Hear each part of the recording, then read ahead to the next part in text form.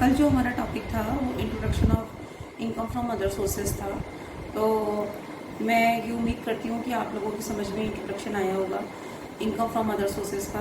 तो थोड़ा सा मैं एक बार और रिपीट करती हूँ कि इनकम फ्रॉम अदर सोर्सेज में कौन सी इनकम आती है जो सैलरी में नहीं इंक्लूड होती, जो सैलरी हेड नहीं आता, उसमें आपका बिजनेस प्रोफेशन नहीं आता, हाउस प्रॉपर्टी नहीं आता, कैपिटल गेन नहीं आता।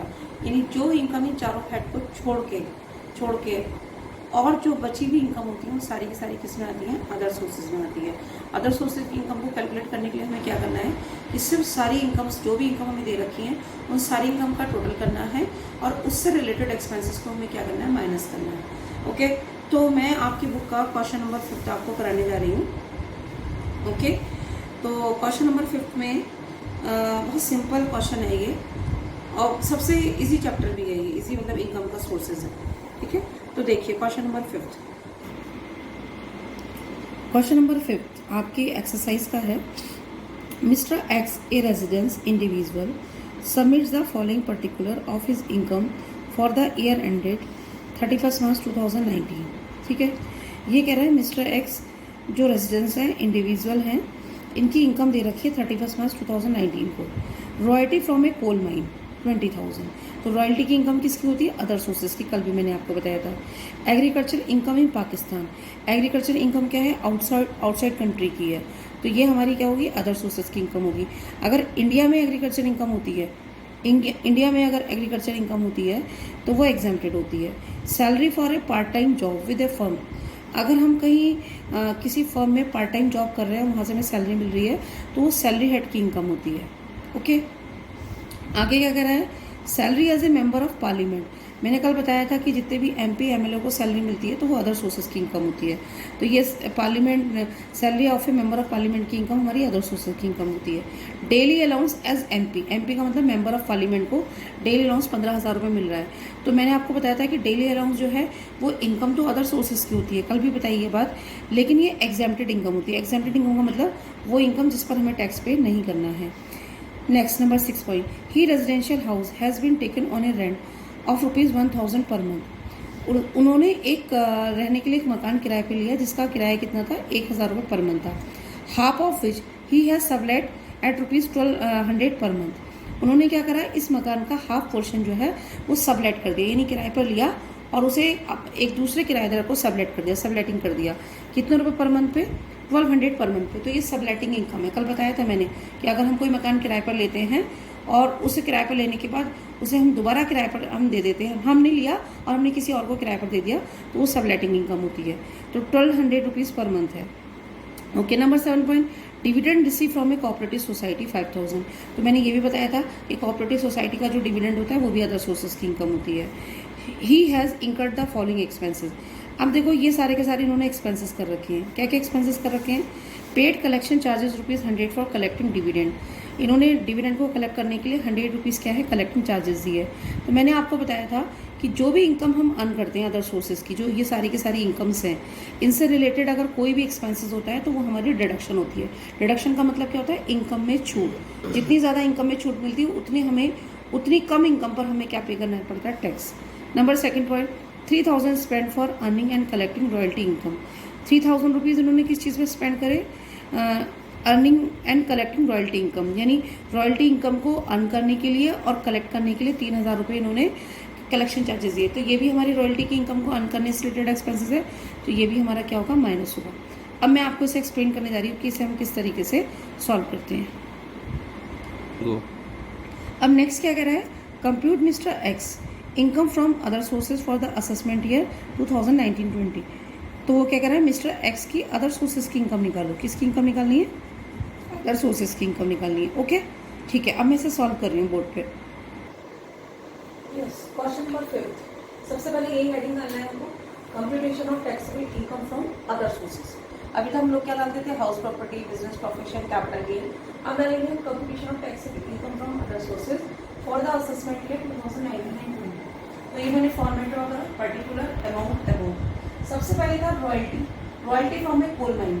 रॉयल्टी की इनकम अदर सोर्सेज की इनकम होती है, मैंने सिंपली यहाँ पे आउटर कॉलम लिखी। एग्रीकल्चर इनकम इन पाकिस्तान, अभी बोला कि इंडिया के बाहर अगर हम कोई भी इनकम एग्रीकल्चर इनकम होती है तो वो हमारी अदर सोर्सेज की इनकम होती है, वो टैक्सेबल होती है। तो 15,000 हमारे यहाँ है। Salary for a part time job with A firm, अगर हम किसी फर्म में पार्ट टाइम जॉब कर रहे हैं तो उससे अगर हमें कोई इनकम हो रही है तो ओनली सैलरी हेड इनकम, मैंने यहाँ पे लिखा ओनली सैलरी हेड इनकम, इसका मतलब वो अदर सोर्सेज की इनकम नहीं है। वो किसकी इनकम है? सैलरी हेड की। तो मैंने यहाँ पे लिख दिया आपको समझाने के लिए।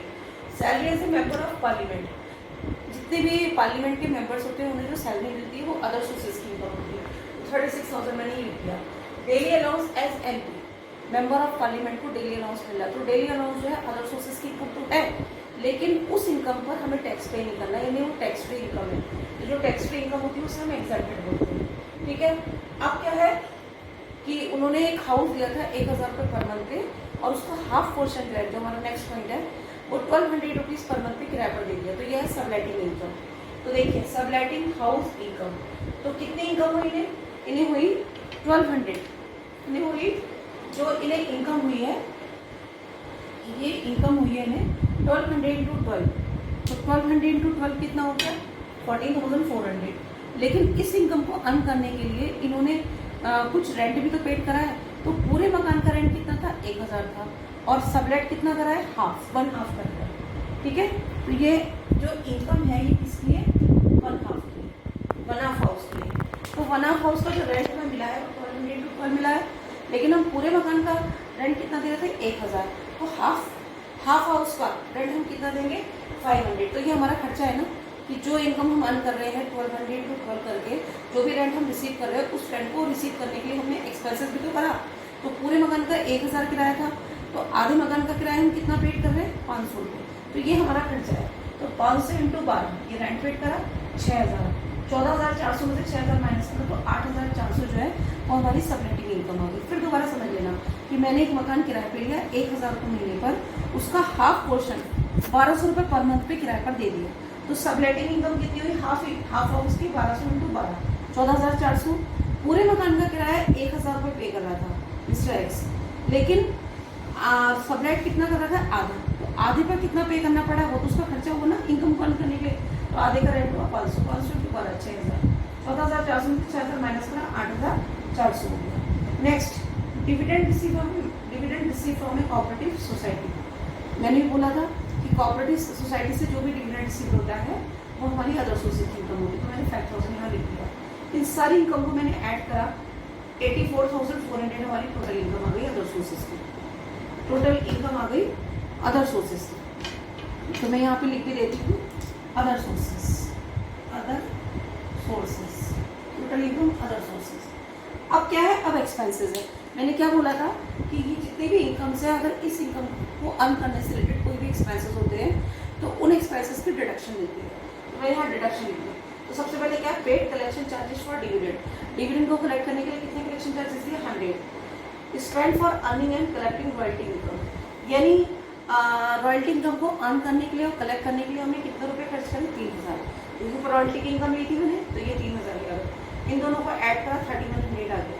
84,400 में से 3,100 को माइनस कर दिया। ये हमारे एक्सपेंसेस थे।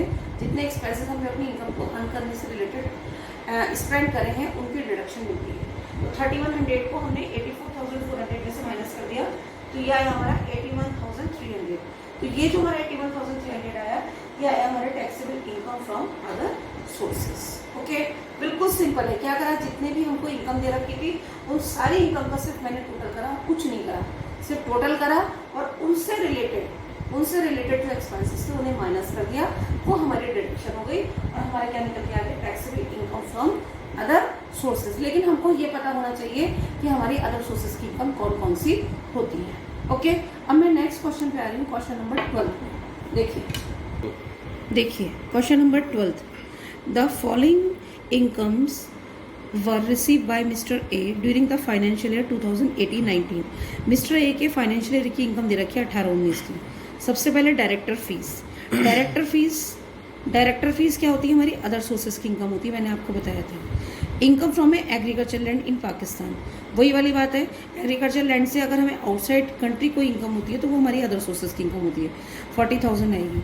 Interest from post office saving bank account, कल मैंने जब आपको इंट्रोडक्शन दिया था इनकम फ्रॉम अदर सोर्सेज का, तो उसमें मैंने आपको बताया था कि अगर हम post office saving bank account में कोई अमाउंट डिपॉजिट करते हैं तो वो एग्जेम्प्टेड होती है। तो इंटरेस्ट मिला है हमको कितने रुपए, 1500 रुपये।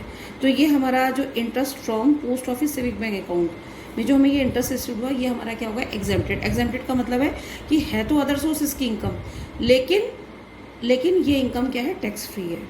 Interest on fix deposit in SBI, SBI में हमने फिक्स डिपॉजिट करा, वहाँ से हमें इंटरेस्ट मिला 1800 रुपये, ये अदर सोर्सेज की इनकम है। विनिंग फ्रॉम लॉटरी, लॉटरी की ब्रैकेट में लिखा है नेट 35,000। अब एक चीज़ याद रखना, विनिंग फ्रॉम लॉटरी, हमने लॉटरी जीती, नेट का मतलब है हमारे हाथ में कितने पैसे आए, और एक होता है ग्रॉस कि हमने जीते कितने। तो हम अपने इनकम फ्रॉम अदर सोर्सेज में ये नेट अमाउंट नहीं दिखाते, हम दिखाते हैं ग्रॉस अमाउंट। नेट का मतलब होता है टैक्स कटने के बाद हमारे हाथ में कितना पैसा आया, और ग्रॉस का मतलब होता है हमने कितना अर्न करा। तो ये जो नेट अमाउंट लिखी है 35,000, इसे मुझे अभी इसे ग्रॉस वैल्यू में कन्वर्ट करना पड़ेगा। कैसे कन्वर्ट करेंगे मैं आपको बताती हूँ। क्रॉसवर्ड पजल हमारी अदर सोर्सेज की इनकम है 2500 रुपये। रॉयल्टी ऑन बुक्स कितने, 20,000 रुपये, ये भी हमारी अदर सोर्सेज की इनकम है। अब यहाँ ब्रैकेट में लिखा है expenses the in this connection ₹4,000, यानी रॉयल्टी की इनकम को अर्न करने के लिए इसने 4,000 रुपये क्या करें, एक्सपेंस करें। तो 4,000 रुपये की इसको डिडक्शन मिल जाएगी। तो देखो मैं इस क्वेश्चन को सॉल्व कराती हूँ, सारे पॉइंट्स आपको क्लियर होंगे। कुछ नहीं करना है, जो जो अदर सोर्सेज की इनकम है उनका टोटल करना है। सिर्फ एक लॉटरी वाला पॉइंट है, उसे मैं एक्सप्लेन कर रही हूँ। क्वेश्चन नंबर 3, मैंने फॉर्मेट बनाया पर्टिकुलर अमाउंट। सबसे पहले डायरेक्टर फीस क्या होती है, हमारी अदर सोर्सेज की इनकम होती है। तो मैंने यहाँ 6,000 लिख दिया। Income from agriculture land, income from agriculture land की इनकम है 40,000 दे रखी है हमको। Interest from post office saving bank account, अगर हम post office saving bank account में कोई अमाउंट डिपॉजिट करते हैं और उस पर अगर हमें कोई इंटरेस्ट मिलता है तो वो इनकम तो हमारी अदर सोर्सेज की होती है, लेकिन वो टैक्स फ्री इनकम होती है। टैक्स फ्री इनकम का मतलब जिस इनकम पर हमें टैक्स पे नहीं करना। तो जो टैक्स फ्री इनकम होती है उसे हम इनकम टैक्स की लैंग्वेज में क्या बोलते हैं, एग्जेम्प्टेड। तो मैंने यहाँ एग्जेम्प्टेड लिख दिया। Interest on fix deposit in SBI में हमने फिक्स डिपॉजिट करा होगा तो उस पर हमें इंटरेस्ट मिला 1800, तो ये टैक्सेबल है, ये अदर सोर्सेज की इनकम है। विनिंग फ्रॉम द लॉटरी, देखो लॉटरी के बारे में समझ लेना। एक अमाउंट होती है कि हमने 1 लाख रुपए लॉटरी में जीते, और एक अमाउंट ये होती है कि हमें लॉटरी में जो जीते हैं उससे नेट हमें 60,000 रुपये मिले या 70,000 रुपये मिले।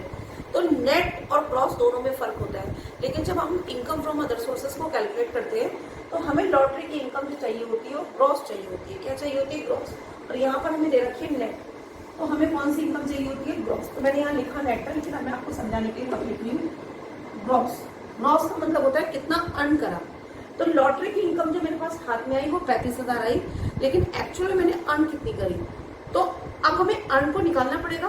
तो उसे निकालने के लिए हमारा एक फॉर्मूला होता है कि जितनी भी हमारी नेट अमाउंट होती है, नेट अमाउंट इंटू 100/70, इससे हम अपनी लॉटरी की नेट अमाउंट को ग्रॉस में क्या कर सकते हैं, कन्वर्ट कर सकते हैं कि एक्चुअल में हमने लॉटरी की अमाउंट कितनी जीती। तो देखो ग्रॉस वैल्यू कैसे निकलेगी, 35,000 इंटू 100/70, और मैंने आगे फॉर्मूला लिख दिया नेट अमाउंट इंटू 100/70। ये फॉर्मूला है, आपको याद करना पड़ेगा। तो कैसे निकाला आपने, 35,000 इंटू 100/70 करके 50,000 आ गया। इसका मतलब क्या हुआ, यही पॉइंट सबसे इंपॉर्टेंट है कि लॉटरी की अमाउंट जो हमने विनिंग करी थी, जीती थी, वो 50,000 जीती थी, लेकिन टैक्स कटने के बाद हमारे हाथ में कितनी है, 35,000। लेकिन जब हम इनकम फ्रॉम अदर सोर्सेज को कैलकुलेट करते हैं, taxable income from other sources को कैलकुलेट करते हैं, तो हमें यहाँ पे लॉटरी की जो अमाउंट चाहिए होती है वो नेट नहीं चाहिए होती, वो हमें ग्रॉस अमाउंट चाहिए होती है कि एक्चुअल में हमने कितनी अमाउंट अर्न करी। तो वो 50,000 हमारी ये पॉइंट था। क्रॉसवर्ड पजल्स हमारी अदर सोर्सेज की इनकम है 2,500 आ गए। रॉयल्टी ऑन बुक्स 20,000 हमारी रॉयल्टी की इनकम भी, अदर सोर्सेज की इनकम है 20,000। इन सबको सिंपल तरीके से ऐड करा। ऐड करने के बाद ये टोटल इनकम आ गई 1,20,300। उसके बाद डिडक्शन। अभी डिडक्शन क्या बताई कि जितने भी इनकम है अगर इससे रिलेटेड कोई एक्सपेंसेस है तो वो हमारा क्या होगा, माइनस होगा। तो यहाँ पे एक ही है, रॉयल्टी से रिलेटेड एक्सपेंसेस है, एक्सपेंसेस द करेक्शन लिखा हुआ है रॉयल्टी के नीचे बुक में। तो 4,000 रुपये के हमारे एक्सपेंसेस थे, मैंने इसको क्या कर दिया, माइनस कर दिया 1,20,300 में से। तो मेरे पास जो बैलेंस आया 1,16,300। तो ये हमारी क्या कहलाएगी, taxable income from other sources. यानी मैंने 4,000 रुपीज़ माइनस करने के बाद जो भी इनकम हमारी निकली वो हमारी कहलाएगी taxable income from other sources. Okay, सिर्फ एक लॉटरी वाला पॉइंट था कि जहां पर भी लॉटरी की अमाउंट नेट लिखी हो तो हमेशा ऑलवेज वो क्रॉसअप होगी। वो क्रॉसअप कैसे होगी, नेट अमाउंट इंटू 100/70।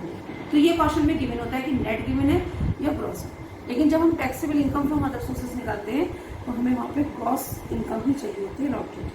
अब मैं नेक्स्ट क्वेश्चन पे आ रही हूँ, क्वेश्चन नंबर 6 पर। एक्सरसाइज का ही क्वेश्चन है, इसमें भी नया पॉइंट है। Okay go. अभी नेक्स्ट है क्वेश्चन नंबर 6 हमारा। देखिए बुक का ही है, एक्सरसाइज के क्वेश्चन मैं आपको कराती हूँ। अभी मैंने इलस्ट्रेशन नहीं कराया, इलस्ट्रेशन मैंने आपको करने के लिए छोड़े हैं, क्योंकि एक्सरसाइज के क्वेश्चन आप खुद दोबारा करेंगे, अनसॉल्व होते हैं तो अच्छे से समझ में आते हैं।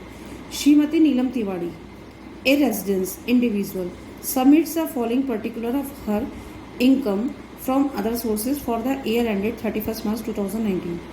श्रीमती तिवारी जो है एक रेजिडेंस है इंडिविजुअल, और उसकी हमें इनकम निकालनी है। उसकी हमें क्या निकालनी है? इनकम निकालनी है अदर सोर्सेज की। ओके 31 मार्च 2019 की इनकम दे रखी है और हमें इनकम फ्रॉम अदर सोर्सेज निकालना है। अब सबसे पहला पॉइंट है family pension from the government of Uttar Pradesh 42,000। तो मैंने आपको बताया था कि फैमिली पेंशन क्या होती है, कि कोई भी पर्सन अगर नौकरी कर रहा है, नौकरी के बाद वो रिटायर हो जाता है तो उसे पेंशन मिलती है, लेकिन अगर उसकी डेथ हो जाती है तो उसके बाद उसकी फैमिली को पेंशन मिलती है। तो जो उसकी फैमिली को पेंशन मिलती है वो हमारी कहलाती है फैमिली पेंशन 42,000। तो ये हमारी अदर सोर्सेज की इनकम होती है। जैसे कोई पर्सन जॉब कर रहा है, जॉब करने के बाद रिटायर हो गया तो उसे अगर पेंशन मिलती है तो वो सैलरी हेड की इनकम होती है, लेकिन अगर वो मर जाता है उसके बाद उसकी फैमिली को जो पेंशन मिलती है तो वो फैमिली पेंशन कहलाती है और वो इनकम फ्रॉम अदर सोर्सेज की इनकम होती है।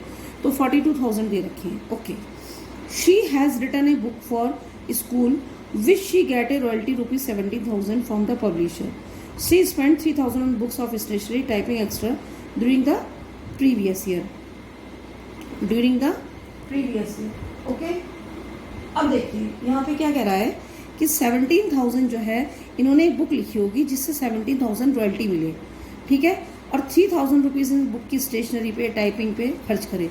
तो ये क्या है 3,000 जो है ये डिडक्शन है, तो 17,000 की रॉयल्टी की इनकम हो रही है और 3,000 जो है हमारी 3,000 हमारी ये डिडक्शन है। ओके, ये मैं इसको अंडरलाइन कर रही हूँ, ये डिडक्शन है हमारी। अब क्या कह रहा है? She receive remuneration for doing invigilation in examination 1,000। इन्होंने क्या करा? श्रीमती नीलम ने एग्जामिनेशन में इन्विजिलेशन किया होगा तो वहाँ से इन्हें रेम्यूनरेशन मिला 1,000 रुपये। तो ये भी अदर सोर्सेज की इनकम होती है। Remuneration from acting as examiner 1,800। She incurred 75 rupees on postage, etc. in connection with the examination work, which was reimbursed by the university. Shrimati Neelam Tiwari जो है वो एग्जामिनर बनी होंगी और इनको रेम्यूनरेशन मिला 1,800 रुपीज़। 75 रुपीज़ इनके पोस्टेज में खर्च हुए, ठीक है, एग्जामिनेशन वर्क से रिलेटेड, लेकिन which was reimburse by the university. लेकिन ये 75 रुपीज़ का रिम्बर्समेंट किसने कर दिया? यूनिवर्सिटी ने कर दिया।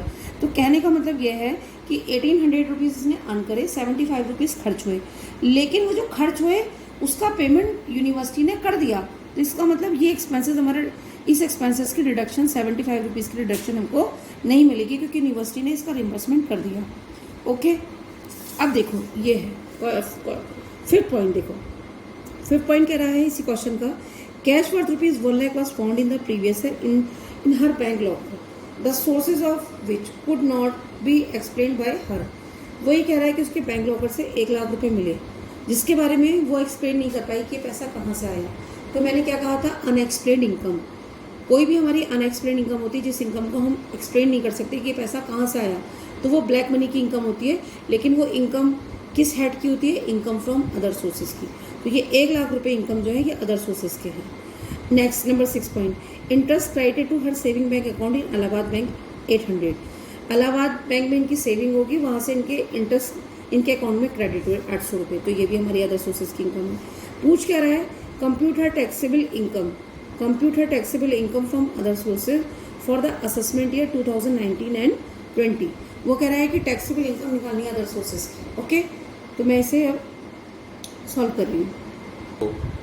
क्वेश्चन नंबर 6, सबसे पहले मैंने वो लिखा है एक computation of taxable income from other sources for the assessment year 2019 particular amount.